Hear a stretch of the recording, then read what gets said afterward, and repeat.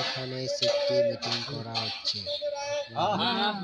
দেখছেন দাদারা যে এখানে বিদেশে এসে কেমন সেফটি মিটিং করা হয়, আপনারা দেখে নিন।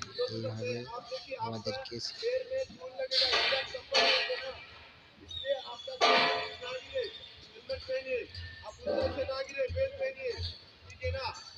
जैसे चप्पल पहने जरूरी बाहर जाने के लिए, जैसे साइड में पहनना भी जरूरी है, ठीक है ना।